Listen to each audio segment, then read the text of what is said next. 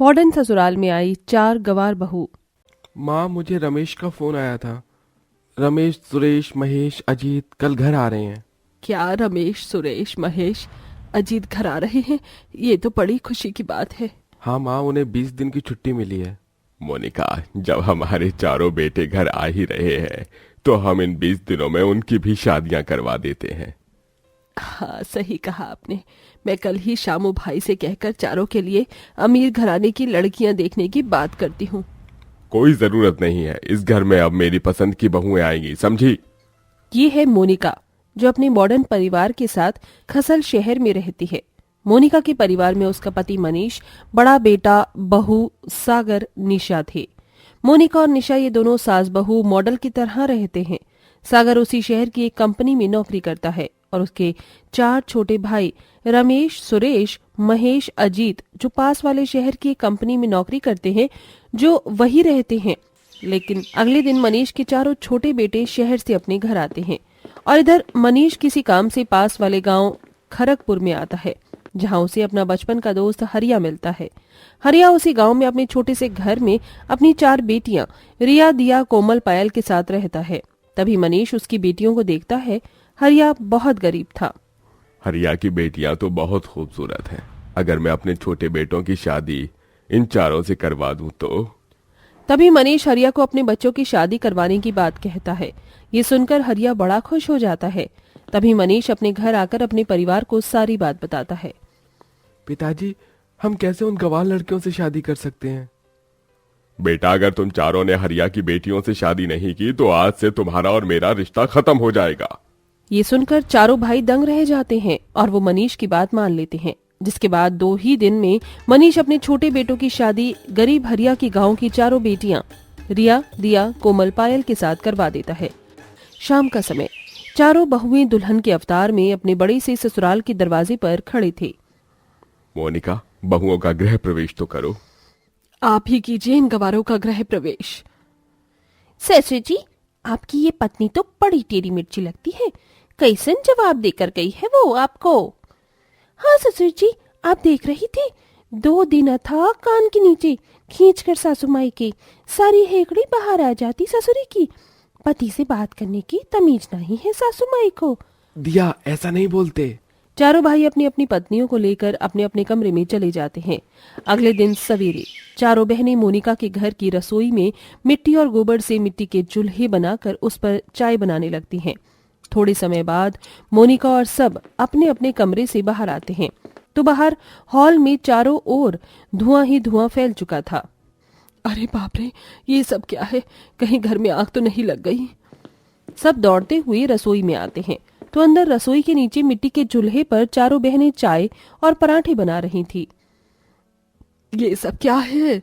अरे बुझाओ इस चूल्हे को जल्दी। तभी निशा दोनों चूल्हे पर पानी डालकर उन्हें बुझा देती है। अरे गवारो, जब घर में गैस है तो तुम ये सब यहाँ मिट्टी के चूल्हे पर क्यों बना रही हो? चाय बना रही हो, गैस पर बनाओ ना ये सब। जेठानी जी, हम तो अपने घर पर चूल्हे पर ही खाना बनाते हैं, हमारे घर में गैस नहीं था। अरे तो यहाँ तो है ना, यहाँ गैस पर बनाओ। पूरी रसोई का सत्यानाश करके रख दिया मेरी। चारों चूल्हे और लकड़ियां ले जाकर बाहर फेंक देती हैं। तभी निशा चारों को गैस बंद चालू करके दिखाती है, जिसके बाद चारों गैस पर चाय बनाने लगती हैं। थोड़े समय बाद सागर और उसके भाई बाहर चले जाते हैं। सुन रिया, वो देख सामने वैक्यूम क्लीनर रखा है, उसे पूरे घर की सफाई कर दे। और दिया, तू बाथरूम में जाकर वॉशिंग मशीन में सबके कपड़े धो दे। और तुम दोनों, कोमल, पायल, तुम रसोई में जाकर सफाई और काम करो। चारों अपने अपने काम में लग जाती हैं। तभी रिया वैक्यूम क्लीनर के पास आती है तो निशा रिया को वैक्यूम क्लीनर ऑन करके और उसे कैसे चलाते हैं वो समझाकर घर से बाहर चली जाती है। अरे वाह, ये मशीन तो बड़ी कमाल की है। तभी रिया सफाई करते करते सोफे के पास आती है, जहां मोनिका पैर लटकाए बैठी थी। तभी रिया वैक्यूम क्लीनर के पंप के मुंह को मोनिका के पैर पर रख देती है, जिसके बाद मोनिका का पैर उस पंप पर चिपक जाता है। अरे बाप रे, ये क्या करती है पागल की बच्ची, तूने मेरा पैर इस पर चिपका दिया। सासू माई, मैं अभी निकालती हूँ इसे। रिया पाइप को खींचने लगती है, पर वो मोनिका के पैर को छोड़ ही नहीं रहा था। अरे निकाली से बेवकूफ, मुझे दर्द हो रहा है। अरे मैं तो निकाल ही रही हूँ, ये आपका पैर ही नहीं छोड़ रहा माई। मोनिका दर्द के मारे चिल्लाती रहती है और रिया उसके पैर से पाइप खींचने लगती है। तभी वहां मनीष आ जाता है और वैक्यूम क्लीनर को बंद कर देता है। अरे बाप रे बाप, मेरा पैर। अरे बाप रे माँ, अरे छोड़ो माँ को, ये क्या कर रही हो तुम?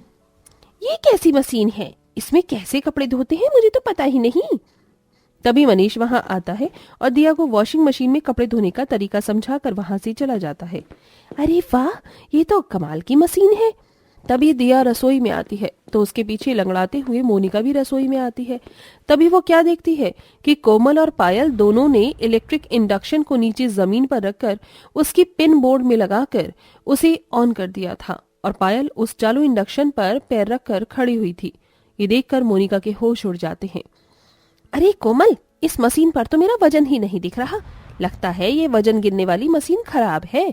अरे सत्यानाश हो तुम्हारा, अकल के दुश्मनों। अरे ये वजन गिनने की मशीन नहीं है, ये इलेक्ट्रिक इंडक्शन चूल्हा है। हमें लगा ये वजन का कांटा है क्या।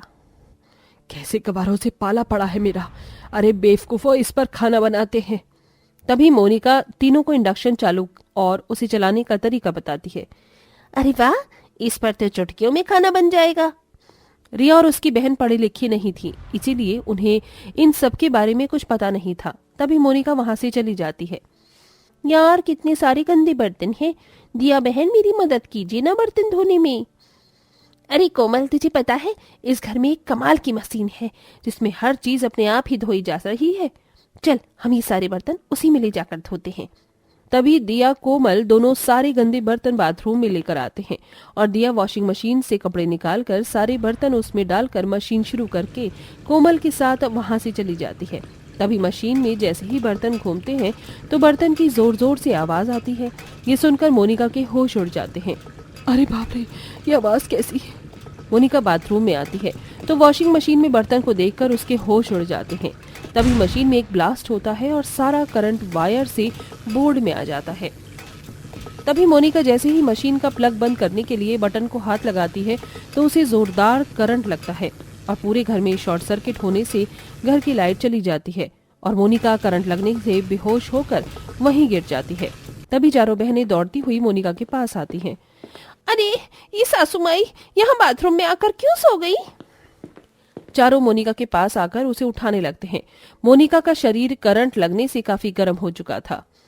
अरे बाप रे, सासू माई का शरीर तो कितना गर्म होएगा वाह, हमें जल्दी से इनके शरीर को ठंडा करना होगा। पर कैसे करे ठंडा। याद है गांव में अपने बाबा की कुल्हाड़ी धूप में पड़े रहने से कितनी गर्म हो गई थी, तो हमने उस पर ठंडा पानी डालकर उसे ठंडा कर दिया था। हाँ हाँ याद है मुझे, इसका मतलब हमें सासू माई के शरीर को भी ठंडे पानी में डुबाकर ठंडा करना होगा। तभी चारों मोनिका के हाथ पैर पकड़कर उसे बाथटब के पास लेकर आती हैं और बाथटब को ठंडे पानी से भर देती हैं। फिर मोनिका को उसमें डुबोकर बार बार बाहर निकाला जाता है। तभी मोनिका को होश आ जाता है। अरे बाप रे, ये क्या कर रही हो तुम लोग, छोड़ो मुझे। माँ जी घबराइए मत, आपका शरीर अभी ठंडा हो जाएगा। चारों मोनिका को ठंडे पानी में डुबाती फिर निकालती। ये सब में मोनिका की हालत खराब होने लगती है और वो जोर जोर से चिल्लाने लगती है। तभी वहां निशा, मनीष और उसके 5 बेटे आ जाते हैं। ये सब देखकर उनके होश उड़ जाते हैं। तभी मोनिका बेहोश हो जाती है। सब वहां आकर मोनिका को पकड़ते हैं और उसे सोफे पर लिटा देते हैं। आर यू मैड, पागल हो क्या तुम चारों? तुम सासू मॉम को ऐसे पानी में क्यों डुबो रही थी? वो सासू माई का शरीर गर्म हो गया था, इसीलिए हम इनके शरीर को ठंडे पानी से ठंडा कर रहे थे। क्या एक नंबर की पागल हो तुम।